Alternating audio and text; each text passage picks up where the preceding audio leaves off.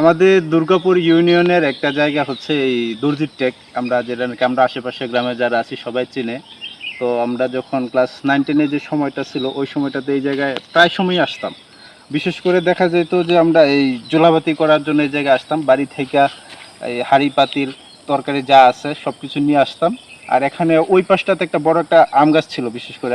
তো ওইটার নিচে আর কি আমরা এই রান্নার কাজটা করতাম। সে অনেক বছর আগের কথা। তো আজকে বহুদিন পরে এই জায়গায় আসলাম। এই আগের মতোই জংলা আছে। তো আর একটু ওই পাশে গেলে দেখা যাবে যে কি অবস্থা। তো চলুন দেখে আসি। কি তারাই থাকে এখন আমি তার পাস করে যাই পরে একটা ছোট ক্লিপ নিই। আশেপাশে জঙ্গলগুলো নেই।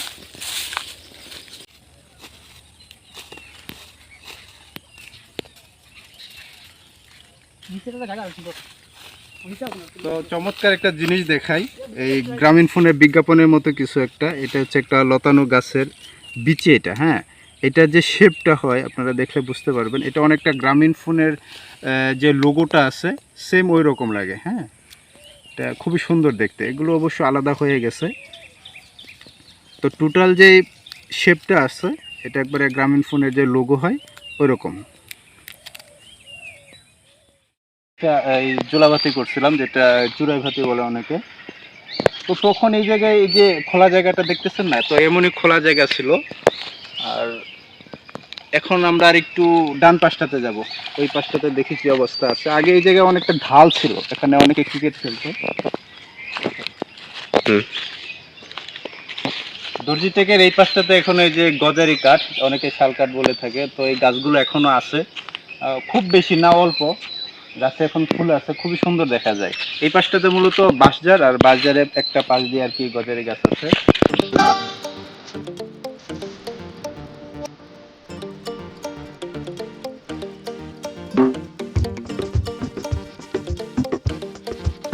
এই পাশটাতে যদি দেখি এই জায়গাটা অনেকটা নিচে মাঠের মতো লাগে।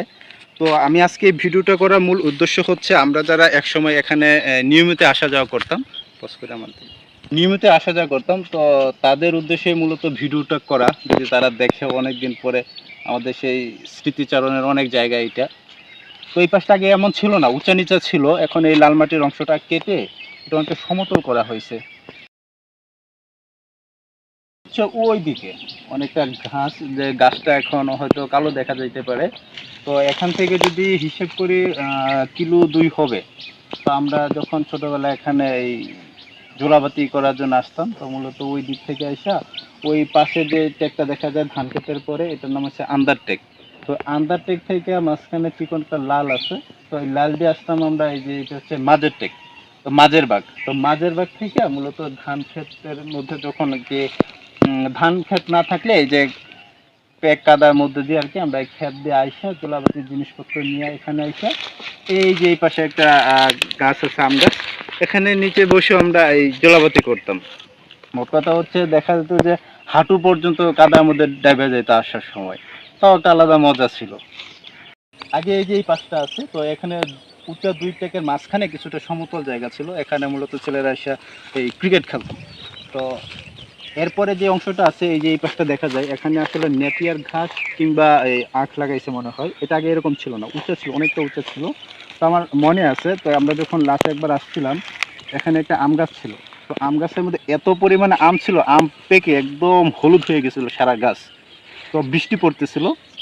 তো নাম বলতেছি না, তো আমাদের এই কেউ গাছে উঠা আম ছাকাইছে, আর এত আম পড়ছে কিসের খাবো, মানে লুঙ্গিতে করে ব্যাগের মতো করে লুঙ্গিতে করে নিয়ে গেছিলাম আর কি। তখন প্রচুর আম হয়েছে। আসলে এই জায়গায় এসে কাঁচা আম বলি পাকা আম বলি, বাড়ি থেকে দেখা যায় কাঁচা আম খাওয়ার জন্য এই কাটায় নিয়ে আসতাম, আর হচ্ছে যে লবণ আর এই মরিচ একসাথে মাখায় নিয়ে আসতাম পলিতে করে, আর এখানে বসে খাইতাম। আর ওই পাশে যে জায়গাটা আছে ওইটাতে বলতাম যে এই সাততলা টেক। ওই সাততলা থেকে আমি সম্ভবত একবার গেছিলাম তখন। এখন আর যাওয়ার স্পেস এরকমই ছিল, ধান ক্ষেত এই যে পেক্কাদা পাড়ায় যাইতে হইতো, ওটা ওইরকম আছে মনে হয়। আর তো এটা বলতে পারি দর্জি থেকে অনেক চেঞ্জ হয়েছে। আগে যে অবস্থা ছিল জঙ্গল, একবারে জঙ্গল, তো এখন সেই জঙ্গলটা নাই, এখানে বিভিন্ন ফসলও আছে এখন।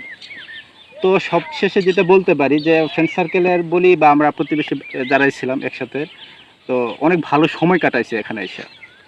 আর সবচেয়ে আফসোসের যে জায়গাটা সেটা এখন বলি, সকলের সাথে এখন ঠিকঠাক যোগাযোগ না হলেও হয়তো যোগাযোগ করার ওয়ে আছে, কিন্তু এখানে এসে যে পরিমাণ মানে মানুষের কাছে আম খাইছি এটা মাফ চাওয়ার কোনো সুযোগ নাই, কারণ কোন সময় কার গাছেরটা খাইছে আল্লাহ মালুম।